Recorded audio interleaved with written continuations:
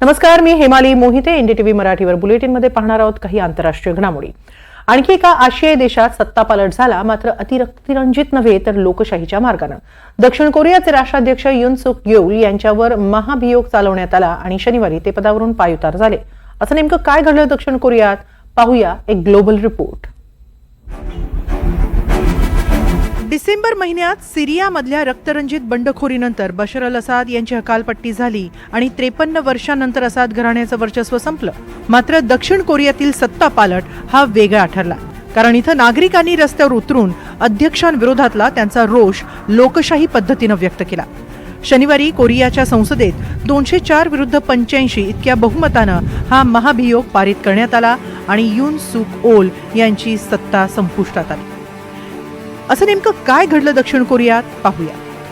3 डिसेंबर रोजी राष्ट्राध्यक्ष युन सुक योल यांनी अचानक लष्करी राजवटीची घोषणा केली. दूरचित्रवाणीवरून बोलताना त्यांनी ही घोषणा केली. 1980 नंतर पहिल्यांदाच कोरियामध्ये लष्करी राजवटीची घोषणा झाली.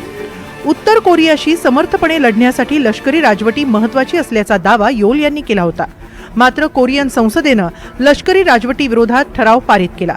सत्ताधारी पक्षाच्या खासदारांचाही या मार्शल लॉला विरोध होता. दक्षिण कोरियन कायद्यानुसार संसदेचा ठराव मान्य करणं राष्ट्राध्यक्षांना बंधनकारक असतं.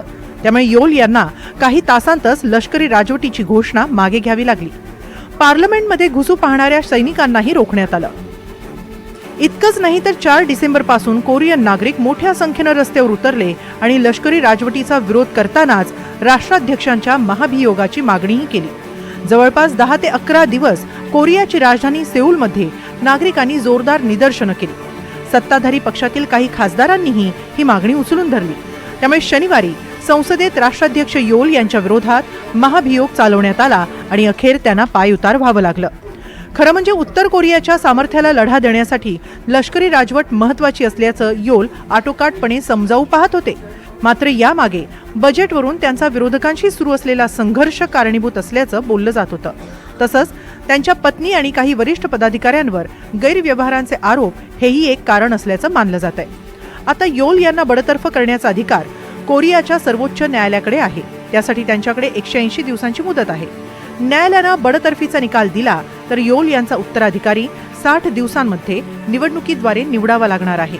तोपर्यंत कोरियातील दुसऱ्या क्रमांकाचे पदाधिकारी असलेले पंतप्रधान हान डक-सू हे राष्ट्राध्यक्षांचे अधिकार बजावू शकतात. Bureau report, NDTV Marathi.